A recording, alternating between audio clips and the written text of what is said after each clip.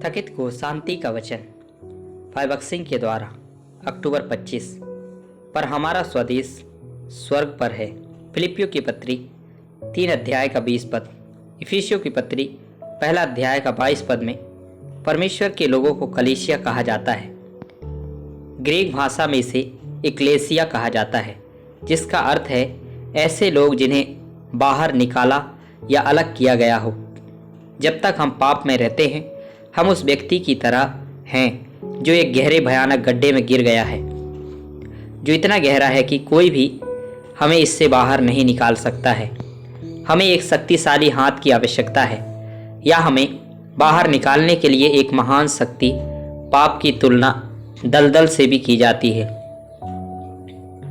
अगर आप असम के कुछ हिस्से में जाएंगे तो आपको दलदल के कीचड़ वाली जगहें मिलेंगी।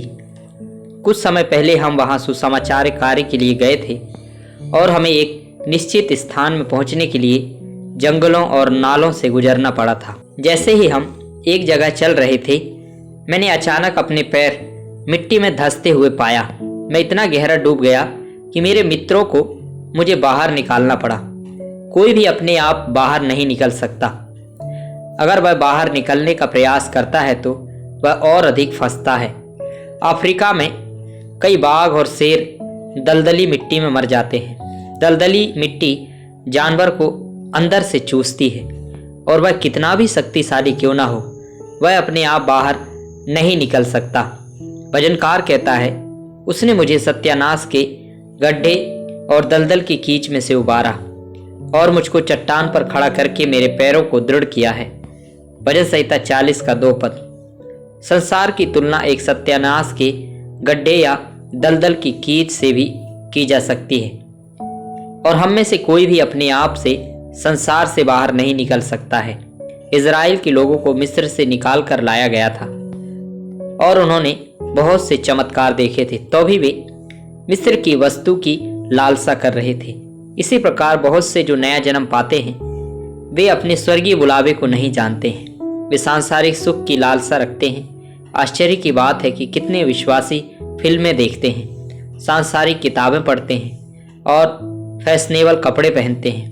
विवाह के समय लोगों में सारी सांसारिकता उनके सांसारिक कपड़ों, सांसारिक फिल्मों, सांसारिक बातचीत से प्रकट होती है। उनके कपड़ों, आदतों और बातचीत को देखते हुए कोई यह नहीं सोचेगा कि उसका नया जन्म हुआ है, क्योंकि वे सांसारिक हैं।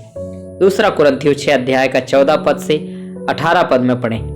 मान लीजिए कि एक व्यक्ति हिंदू पृष्ठभूमि से मसीही बन गया है। अब वह हर रोज मंदिर नहीं जाता, बल्कि महीने में एक बार या 3 महीने में एक बार जाने का फैसला करता है। क्या आप उसे एक मसीही के रूप में स्वीकार करेंगे? यह संभव होगा।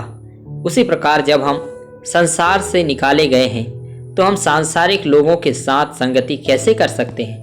बातचीत और आदत से, कपड़ों या संगति से हमें हर तरह से अलग होना चाहिए। कितनी दुख की बात है कि आज विश्वासियों के बीच सांसारिकता को देखना, जो कहते हैं कि उनका नया जन्म हुआ है। ऐसा इसलिए है कि वे अपनी स्वर्गीय बुलाहट या व्यवसाय को नहीं जानते हैं। हम स्वर्गीय लोग हैं। हमें अपनी दृष्टि प्रभु यीशु मसीह पर रखनी चाहिए।